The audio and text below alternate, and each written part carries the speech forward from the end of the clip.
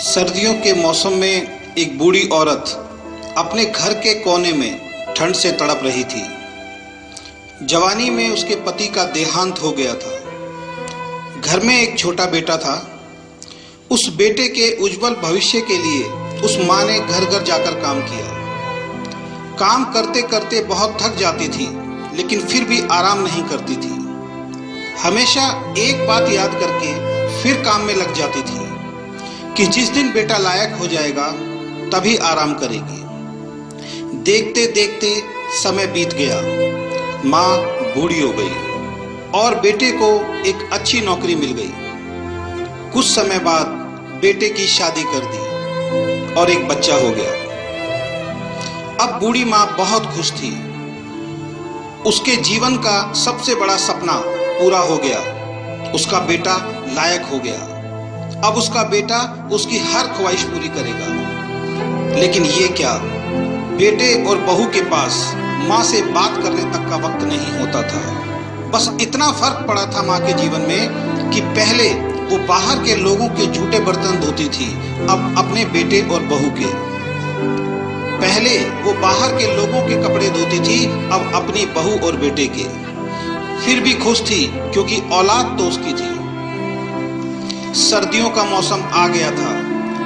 एक टूटी चारपाई पे घर के बिल्कुल बाहर वाले कमरे में एक फटे कंबल में सिमटकर माँ लेटी थी और सोच रही थी कि आज बेटा आएगा तो उससे कहूंगी तेरी माँ को बहुत ठंड लगती है, एक नया कंबल ला कर दे दे। शाम को बेटा घर आया तो माँ ने बोला, बेटा ठंड बहुत है, मुझे बहुत ठंड लगती है। और बात ठंड की नहीं है, मैं बूढ़ी हो गई हूँ इसलिए शरीर में जान नहीं है। इस फटे कंबल में ठंड रुकती नहीं है। बेटा कल एक कंबल ला के दे दे। बेटा गुस्से से बोला, इस महीने घर के राशन में और बच्चे के एडमिशन में बहुत खर्चा हो गया है।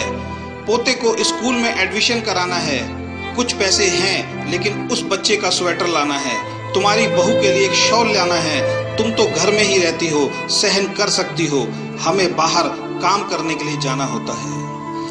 सिर्फ 2 महीने की सर्दी निकाल लो, अगली सर्दी में देखेंगे।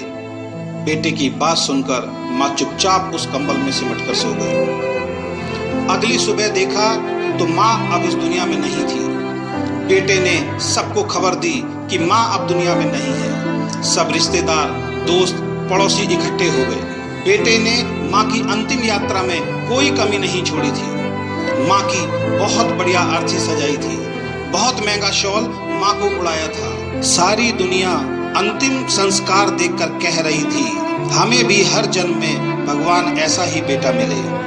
मगर उन लोगों को क्या पता था कि मरने के बाद भी एक माँ ठंड से तड़प रही थी, सिर्फ एक कंबल के लिए, सिर्फ एक कंबल के लिए। दोस्तों, अगर आपके माँ बाप आज आपके साथ हैं तो आप बहुत भाग्यशाली हैं।